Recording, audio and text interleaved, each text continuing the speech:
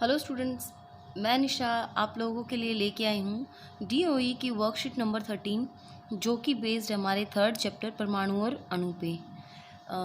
कई दिन से कुछ हेल्थ इशू चल रहा था मेरे साथ, तो इसलिए मैं वीडियो नहीं डाल पाई, तो सॉरी फॉर दैट। और उम्मीद करती हूँ कि आगे से ऐसा ना हो। तो चलिए शुरू करते हैं अपनी वीडियो को। तो जैसा कि आप देख पा रही हैं, डायरेक्टरेट ऑफ एजुकेशन यानी कि डीओई की है ये हमारी वर्कशीट। ये वर्कशीट नंबर है 13। साथ ही आपको यहाँ पे लिखना है आपका नाम और आपकी क्लास टीचर का नाम। उसके बाद हम बात कर रहे थे परमाणु और अणु की। कुछ बातें हमने जान ली थी परमाणु और अणु के बारे में। साथ ही हमने जाना था रासायनिक संयोजन के नियम और परमाणु के आकार के बारे में कि परमाणु का आकार कितना छोटा होता है। अब हम यहाँ पे बात करेंगे कि अगर परमाणु का आकार इतना छोटा है कि हम उसे देख ही नहीं पाते, तो उसके बारे में सोचने या जानने की क्या ज़रूरत है। ये जो क्वेश्चन है किसी भी बच्चे के मन में आ सकते हैं कि जब इतने छोटे पार्टिकल्स हैं जो हमें दिखाई ही नहीं देते, तो उनके बारे में जानना आखिर ज़रूरी क्यों है। तो इनके बारे में जानना ज़रूरी है क्योंकि हम रोज़मर्रा के जो हमारे काम करते हैं वहाँ पे बहुत सी केमिकल रिएक्शंस होती हैं और इन केमिकल रिएक्शंस में ये परमाणु ही भाग लेते हैं। तो जैसा कि आपको यहाँ दिख रहा है स्क्रीन के ऊपर कि हमारे आसपास के जितने भी पदार्थ हैं वो सभी इन्हीं परमाणुओं से बनते हैं। चाहे बेशक हम उन्हें देख नहीं सकते, लेकिन हमारे हर काम का, प्रत्येक क्रियाकलाप का जो है उनके ऊपर प्रभाव पड़ता रहता है। एक एग्जांपल देती हूँ, दूध का जब दही बनता है तो मैंने आपको पिछले वीडियो में भी बताया था कि वहाँ पे रासायनिक अभिक्रिया होती है। सूक्ष्म जीव होते हैं जो दूध को दही में बदल देते हैं। तो वहाँ पे भी जो रासायनिक अभिक्रिया होती है वो इन्हीं परमाणुओं के कारण होती हैं। यही परमाणु हैं जो उस रासायनिक अभिक्रिया में भाग लेते हैं। अब एक रसायन वैज्ञानिक थे जिनका नाम था डाल्टन। इन्होंने एक सिद्धांत प्रतिपादित किया था, ठीक है, जो कि रासायनिक संयोजन के नियमों पर आधारित था। इस नियम के अनुसार जितने भी पदार्थ हैं वो तत्व हैं या यौगिक हैं या मिश्रण हैं, सभी सूक्ष्म कणों से मिलके बनते हैं जिन्हें हम परमाणु कहते हैं। अब डाल्टन का सिद्धांत आखिर था क्या? तो यहाँ देखिए, डाल्टन ने कहा कि जितने भी पदार्थ हैं, चाहे वो ठोस हो, द्रव हो या वो गैस हो, सभी इन सूक्ष्म कणों से यानी कि परमाणुओं से मिलकर बने होते हैं। परमाणु वह सबसे छोटी इकाई है जो किसी भी रासायनिक अभिक्रिया में भाग लेती है। अच्छी तरीके से जानते हैं, एक्सप्लेन कर चुके हैं पहली वीडियो में भी और अब भी। उसके बाद परमाणु जो है वो अविभाज्य सूक्ष्म कण है, यानी कि परमाणु को हम विभाजित नहीं कर सकते। मान लीजिए हमारे परमाणु का आकार है गोल, तो इस परमाणु को हम तोड़ के इसको दो टुकड़ों में नहीं बांट सकते, ठीक है। यानी कि एक अगर सर्कल शेप का हमारे पास परमाणु है, गोल आकार का हमारे पास परमाणु है, तो उसको हम तोड़ के दो अर्धगोलों में विभाजित नहीं कर सकते। ऐसा बिल्कुल भी पॉसिबल नहीं है। साथ ही जो परमाणु होते हैं, ना तो उन्हें बनाया जा सकता है और ना ही उनका विनाश किया जा सकता है, मीनिंग इनको हम खत्म भी नहीं कर सकते।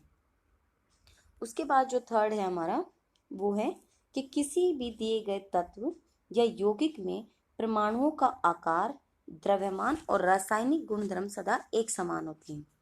मान लीजिए हमारे पास सल्फर है, नाइट्रोजन है और ऑक्सीजन है, तो इन सभी तत्वों के अंदर जो परमाणु होंगे उनका जो रासायनिक गुणधर्म है, अब यहाँ पे सल्फर और नाइट्रोजन की अगर हम बात करें, तो सल्फर के जो परमाणु हैं उनका जो उनके रासायनिक गुणधर्म है वो नाइट्रोजन और ऑक्सीजन से हमेशा अलग होंगे। साथ ही जो द्रव्यमान है परमाणुओं का वो भी अलग अलग होगा, ठीक है। जैसे नाइट्रोजन की अगर हम बात करते हैं, तो नाइट्रोजन की जो परमाणु संख्या है वो है 11, तो इसका जो परमाणु द्रव्यमान है वो 23 होगा। जबकि ऑक्सीजन जो है, ऑक्सीजन का परमाणु द्रव्यमान होता है 16। आई होप कि आप लोगों को अच्छे से समझ में आ रहा होगा। उसके बाद है अगला कि वैसे ही भिन्न भिन्न तत्वों के परमाणुओं के द्रव्यमान एवं रासायनिक गुणधर्म अलग होते हैं। तो जैसे हमने यहाँ पे एग्जांपल लिया है सल्फर का, ऑक्सीजन का और नाइट्रोजन का, तो सभी जो तत्व हैं उनके परमाणुओं के द्रव्यमान, उनकी संख्या, उनकी रासायनिक अभिक्रियाओं के गुणधर्म सभी एक दूसरे से अलग होते हैं। उसके बाद आते हैं अलग अलग तत्वों के परमाणु एक पूर्ण संख्या के निश्चित अनुपात में मिलकर यौगिक बनाते हैं। पिछली वीडियो में हमने अच्छे से जाना था कि यौगिक कैसे बनते हैं। जब दो या दो से अधिक तत्वों को एक निश्चित अनुपात में मिलाया जाता है तब जो है हमारे जो पदार्थ हैं वो यौगिक बनते हैं। अगर हम बात करते हैं H2O जल की, जल एक यौगिक है जहाँ पे हाइड्रोजन और ऑक्सीजन के जो परमाणु हैं वो एक दूसरे के साथ एक निश्चित अनुपात में मिलते हैं और तब जाके हमारा जो जल है वो बनता है। तो यहाँ आप देख रहे हैं हाइड्रोजन के दो परमाणु अभिक्रिया कर रहे हैं ऑक्सीजन के एक परमाणु के साथ। तो यहाँ पे हाइड्रोजन और ऑक्सीजन 2:1 के अनुपात में है। ये हम परमाणुओं के बारे में बात कर रहे हैं, द्रव्यमान के बारे में बात नहीं कर रहे। अगर द्रव्यमान देखा जाए तो यहाँ ऑक्सीजन का द्रव्यमान जो है वो 2 है और हाइड्रोजन का द्रव्यमान जो है वो 2 है और ऑक्सीजन का जो द्रव्यमान है वो है 16। तो जब द्रव्यमान की बात करते हैं तो यहाँ पे 1:8 के अनुपात में हमारे ऑक्सीजन और हाइड्रोजन का द्रव्यमान है। ठीक है, आई होप कि आप लोगों को ये चीज़ अच्छे से समझ में आ गई होगी। अगर फिर भी कोई दिक्कत आती है, कुछ समझ में नहीं आता है, तो वीडियो को पॉज करके पीछे जाके आप दोबारा से इसे देख सकते हैं, समझ सकते हैं। उसके बाद है किसी भी रसायन यौगिक में परमाणुओं की सापेक्ष संख्या एवं प्रकार निश्चित होते हैं। तो हर एक यौगिक के अंदर जो परमाणु हैं उनकी जो संख्या है और वो किस टाइप के हैं वो हमेशा निश्चित होता है, चाहे वो परमाणु कभी भी बना वो यौगिक जो है वो कभी भी बना हो, किसी भी स्थान पे बना हो। उसके बाद आगे चलते हैं अब हमारे क्वेश्चन आंसर पे। तो फर्स्ट क्वेश्चन हमारा, सभी पदार्थ इन डैश सूक्ष्म कणों से मिलके बने होते हैं। तो इस ब्लैंक में आएगा परमाणु। परमाणु सबसे सूक्ष्म कण है जिनसे मिलके कोई भी हमारा पदार्थ जो है वो बनता है। परमाणु वह सबसे छोटी इकाई है जो रासायनिक अभिक्रियाओं में भाग लेते हैं। उसके बाद डाल्टन का परमाणु सिद्धांत डैश के नियमों पे आधारित था। ऊपर पढ़ा अभी हमने, रासायनिक संयोजन के नियमों पर आधारित था।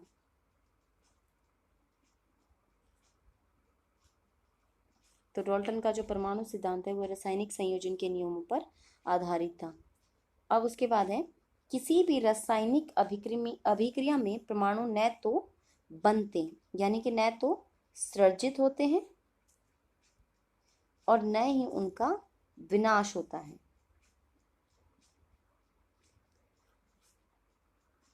अब आते हैं नेक्स्ट क्वेश्चन पे।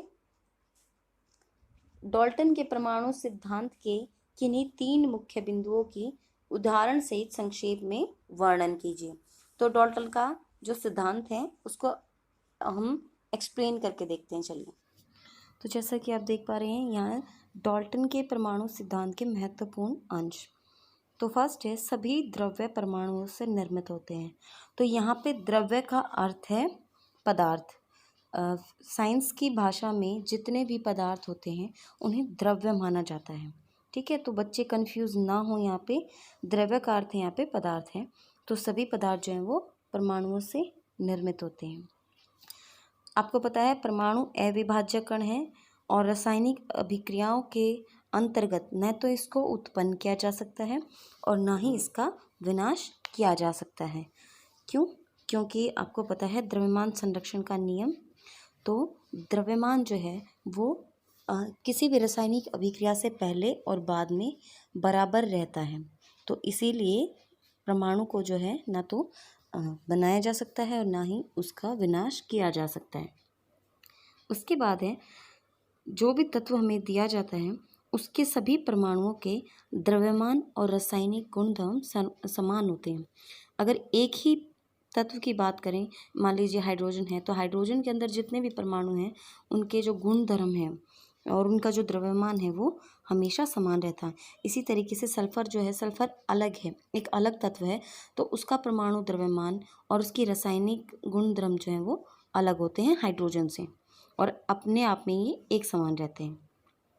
अलग अलग तत्वों के परमाणु परस्पर छोटी पूर्ण संख्या के अनुपात में संयोग करके यौगिक निर्माण करते हैं। यह है स्थिर अनुपात का नियम। आप जानते हैं कि जो तत्व होते हैं यौगिक बनने के लिए एक निश्चित अनुपात में एक दूसरे के साथ अभिक्रिया करते हैं। तो हमारी आज की वीडियो बस यहीं तक थी। उम्मीद है आप लोगों को अच्छे से समझ में आएगी। Thank you so much for watching.